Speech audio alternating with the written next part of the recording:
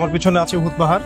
এটা উহুদ পাহাড়, যেটা সম্পর্কে আমরা জানাজা সালাতের মধ্যে হাদিসের মধ্যে পাই যে ব্যক্তি জানাজা সালাতে অংশ নিবে সে এক কেরাত নাকি পাবে।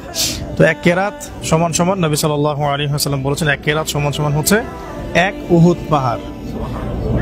জানাজা সালাতে দাঁড়ালে আমরা এই পরিমাণ নেকি পাবো ইনশাআল্লাহ।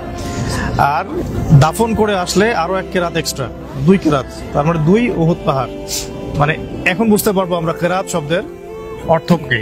ঠিক আছে, আচ্ছা, এটা গেল উহুদ পাহাড়। এবং এই পাহাড় সম্পর্কে আপনারা আরো কিছু কথা জানেন যে উহুদ পাহাড় নবী সাল্লাল্লাহু আলাইহি ওয়াসাল্লামকে ভালোবাসে এবং নবী সাল্লাল্লাহু আলাইহি ওয়াসাল্লামও উহুদ পাহাড়কে ভালোবাসেন, এটা হাদিসে আসছে। আর একদিন নবী সাল্লাল্লাহু আলাইহি ওয়াসাল্লাম এই পাহাড়ের উপর উঠেছিলেন, যুদ্ধের দিন না, এর আগে বা পরে। তো তার সাথে ছিলেন আবু বকর রাদিয়াল্লাহু আনহু, ওমর ইবনে খাত্তাব এবং ওসমান বিন আফফান রাদিয়াল্লাহু আনহু, 3 জন সাহাবী। তো তখন উহুদ পাহাড়টা একটু নড়ে উঠেছিল, একটু কাঁপাকাঁপি করেছিল। তখন নবী সাল্লাল্লাহু আলাইহি ওয়াসাল্লাম সেখানে আঘাত করে বলেছিলেন, তুমি শান্ত হও, তোমার উপরে দাঁড়িয়ে আছে একজন নবী এবং 2 জন শহীদ, একজন সিদ্দিক।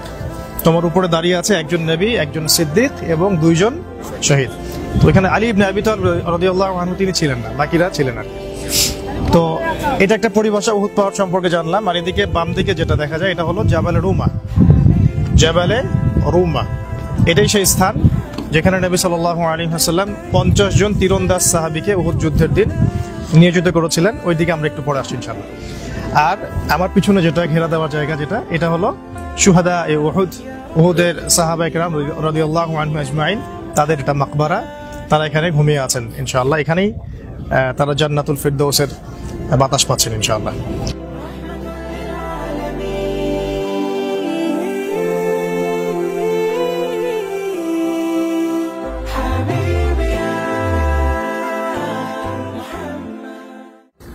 এখানে এরকম শিক্ষা, ত্যাগের শিক্ষা, আনুগত্যের শিক্ষা, জিহাদের জজবা, উহুদের শিক্ষা, এই চেতনাগুলো যদি আমাদের উম্মার মধ্যে আবার জাগ্রত করা যায় ইনশাআল্লাহ, আজকের উম্মার এই দুর্দিনগুলো কেটে যাবে ইনশাআল্লাহ।